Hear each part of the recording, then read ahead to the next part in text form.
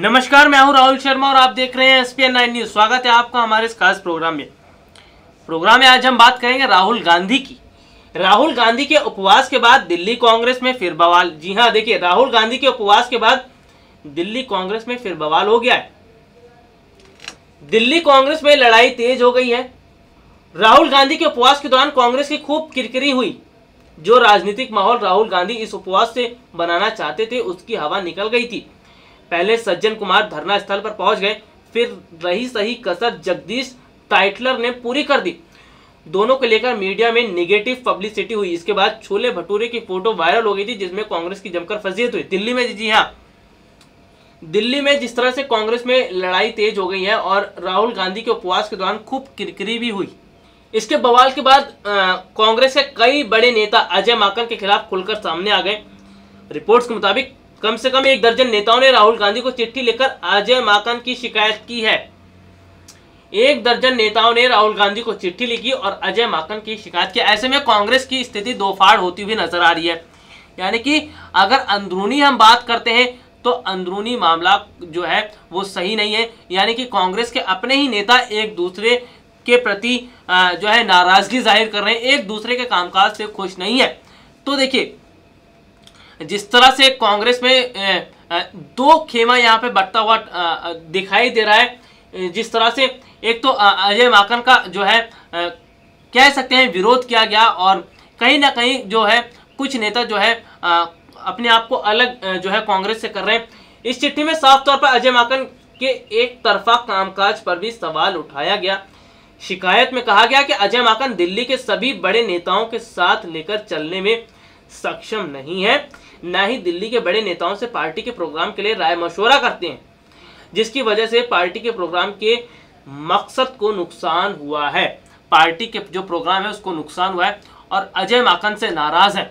तो क्या अजय माकन की वजह से जो कांग्रेस है वो 2019 का लोकसभा चुनाव हार जाएगी? क्या अजय माकन ही कांग्रेस को चुनाव हरवाएंगे? जी हाँ, क्योंकि अजय माकन से जिस तरह से नाराज है कार्यकर्ता, अगर अजय माकन पर कोई फैसला नहीं लेते राहुल गांधी तो जाहिर सी बात है नेताओं की नाराजगी और बढ़ जाएगी।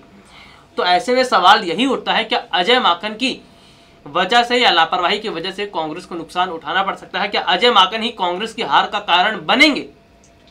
ये भी सवाल है। आपको मैं यहाँ पर बता दूं कि जिस तरह से राहुल गांधी तैयारियां कर रहे हैं चुनाव को लेकर, और जिस तरह से उनके अपने ही नेता पानी फेर रहे हैं, ये कहीं ना कहीं दर्शाता है कि एक तरफ राहुल गांधी जिस तरह से कोशिश कर रहे हैं चुनाव जीतने को लेकर, लेकिन उनके अपने ही नेता जो है चुनाव की जो रणनीति उस पर पानी फेर रहे हैं। आपको मैं यहाँ पर बताता हूँ कि 2019 को लेकर भी राहुल गांधी ने काफ़ी कोशिशें की हैं, चुनाव जीतने के लिए कई तरह की रणनीतियाँ बनाई हैं। आइए इस खास रिपोर्ट में हम आपको दिखाते हैं किस तरह की रणनीतियाँ राहुल गांधी ने बनाई हैं।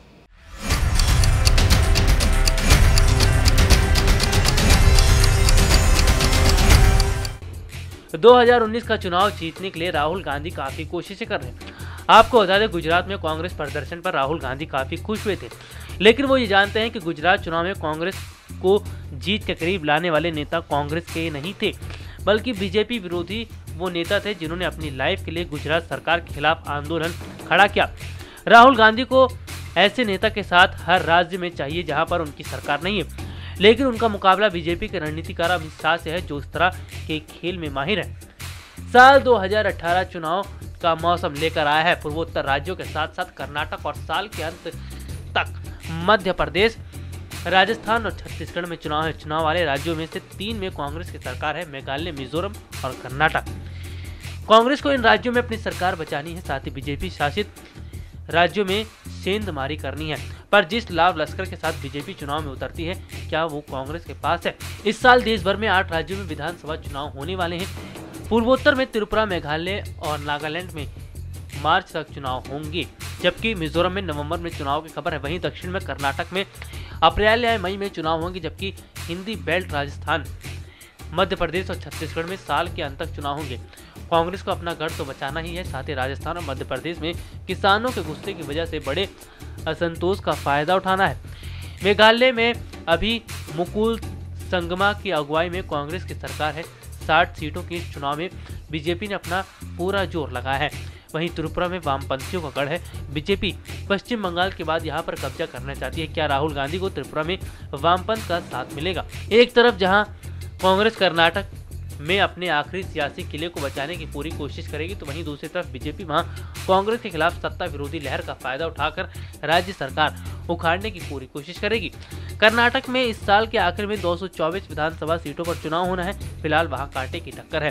राजस्थान, मध्य प्रदेश और छत्तीसगढ़ में कांग्रेस लगा पाएगी सेंध। जी हाँ, ये भी बहुत बड़ी बात है। लेकिन यहाँ की सरकारों को लेकर असंतोष काफी है। मध्य प्रदेश में शिवराज सरकार पर घोटाले के आरोप की फहरिस्त लंबी होती जा रही है। वहीं छत्तीसगढ़ में रमन सिंह के खिलाफ सत्ता विरोधी लहर है। राजस्थान में वसुंधरा सरकार के खिलाफ काफी असंतोष देखा जा रहा है। इन तीनों राज्यों में कांग्रेस तभी फायदा उठा पाएगी जब वो इन राज्यों इकाइयों में गुटबाजी खत्म कर दे। आपको बता दें कि 2019 में जल्द ही लोकसभा के चुनाव भी हैं और ऐसे में कांग्रेस हर स्तर पर कोशिश कर रही कि वो चुनाव जीत सके। इसी के तहत राहुल गांधी ने कांग्रेस कार्यकारिणी समिति में अपनी टीम के सदस्यों को लाना चाहते हैं। 25 सदस्य इस समिति में कई युवा नेताओं की नियुक्ति की खबर है। बताया जा रहा है कि उनकी टीम में अनुभवी नेताओं और युवा चेहरे शामिल होंगे। इसमें कोई संदेह नहीं है कि पुराने गार्ड के बीच कुछ युवा नेताओं के लिए रास्ता बनाना होगा। आपको बता दें, लेकिन अब ये राहुल गांधी को तय करना है कि वो चुनाव कैसे जीतेंगे।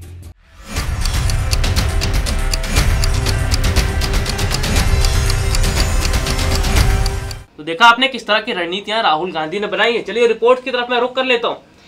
शिकायत में कहा गया कि पार्टी को सद्भावना जैसे प्रोग्राम पहले ही सज्जन कुमार और जगदीश टाइटलर को आने से रोकना चाहिए था। इसके अलावा यह ख्याल रखना चाहिए था किसी तरह की लापरवाही ना बरता जाए, जैसे छोले भटूरे खाते नेताओं की तस्वीर के साथ हुआ। इसके अलावा कार्यकर्ताओं को जिस तरह से बिठाया गया उस पर भी ऐतराज जताया गया। मंच पर बैठे नेताओं के सामने कार्यकर्ता बैठते तो धक्का मुक्की से बचा जा सकता था। राहुल गांधी के आने पर कार्यकर्ता काबू से बाहर हो गए, क्योंकि कार्यकर्ता और मंच पर बैठे नेता राजघाट की तरफ मुंह करके बैठे थे, जिसकी वजह से कार्यकर्ताओं को राहुल गांधी नहीं दिखाई दे रहे थे। ये देखिए, राहुल गांधी के आने पर कार्यकर्ता काबू से बाहर भी हो गए, क्योंकि कार्यकर्ता और मंच पर बैठे नेता राजघाट की तरफ मुंह करके बैठे थे, जिसकी वजह से कार्यकर्ताओं को राहुल गांधी नहीं दिखाई दे रहे थे। ये देखिए,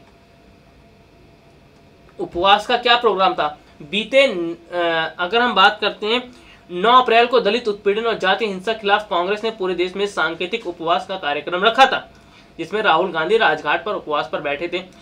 धरना सांप्रदायिक सद्भाव को लेकर था, जिसके जरिए कांग्रेस केंद्र सरकार और प्रधानमंत्री के खिलाफ बड़ा अभियान चलाना चाहती थी। सब कुछ ठीक चल रहा था, मीडिया में भी कवरेज सही चल रही थी। तभी कार्यकर्ताओं के बीच सज्जन कुमार बैठे दिखाई पड़ गए। सज्जन कुमार के खिलाफ सिख विरोधी दंगे में शामिल होने का आरोप है, जिसके बाद माहौल बदल गया और कांग्रेस के लिए जो है खिलाफ खबरें चलने लगी। दिल्ली पार्टी अध्यक्ष अजय माकन ने सज्जन कुमार को जाने के लिए कहा, वो चले भी गए, लेकिन कुछ देर बाद वहां जगदीश टाइटलर आ गए और उनके ऊपर भी ऐसे ही आरोप हैं। उन्होंने अजय माकन ने टाइटलर से भी जाने के लिए कहा, लेकिन टाइटलर कार्यकर्ताओं के बीच जाकर बैठ गए। ये मामला शांत हुआ ही था कि एक फोटो वायरल भी हो गई थी। दिल्ली बीजेपी के नेता हरीश खुराना ने फोटो ट्वीट कर दिया, जिसमें अजय माकन, अरविंदर सिंह लवली और हारून यूसुफ छोले भटूरे खाते भी दिखाई दे रहे थे। देखिए जिस तरह से यहाँ पर देखने को मिला, और ये कहीं ना कहीं कांग्रेस के लिए बहुत कह सकते हैं सही नहीं है। और जिस तरह से उपवास से पहले नेताओं ने जमकर पेट भरा, तो ये उपवास का सही तरीका नहीं है। इससे पता चलता है कि आप जनता के साथ छलावा कर रहे हैं। तो कहीं ये सब चीज़ें जो हैं राहुल गांधी पर भारी ना पड़ जाए, राहुल गांधी को इसका खामियाजा भुगतना ना पड़े। चुनाव का दौर शुरू हो चुका है। चुनाव कई राज्यों में विधानसभा के चुनाव है, लोकसभा का चुनाव भी नज़दीक है। ऐसे में कांग्रेस के नेता जिस तरह की गलती कर रहे हैं, ये गलती उन्हें भारी पड़ सकती है। जी हाँ, ये गलतियां उन्हें भारी पड़ सकती है और उसका बड़ा खामियाजा राहुल गांधी को उठाना पड़ सकता है। चलिए दोबारा रिपोर्ट की तरफ रुख कर लेते हैं। हरीश खुराना ने ट्वीट में लिखा, वह हमारे कांग्रेस के नेता लोगों को राजघाट पर अनशन के बुलाया गया और खुद रेस्टोरेंट में छोले भटूरे का मजा ले रहे हैं। सही बेवकूफ़ बनाते हो। यानी कि कांग्रेस पर बेवकूफ़ बनाने का आरोप लगा और साथ ही साथ उनकी मट्टी भी पलित हो रही है, यानी कि उन पर खूब किरकिरी की जा रही है, यानी कि उपवास से पहले आप खूब पेट भर के खाइए, उसके बाद उपवास करिए, तो ये उपवास नहीं, इसे छलावा कहते हैं। तो इससे देखिए कांग्रेस की मुश्किलें बढ़ सकती हैं और चुनाव पर भी इसका खासा असर देखने को भी मिल सकता है। तो बहरहाल आज के इस प्रोग्राम में इतना ही। अगली बार आपसे दोबारा मुलाकात होगी, तब तक के लिए इजाजत दीजिए। नमस्कार।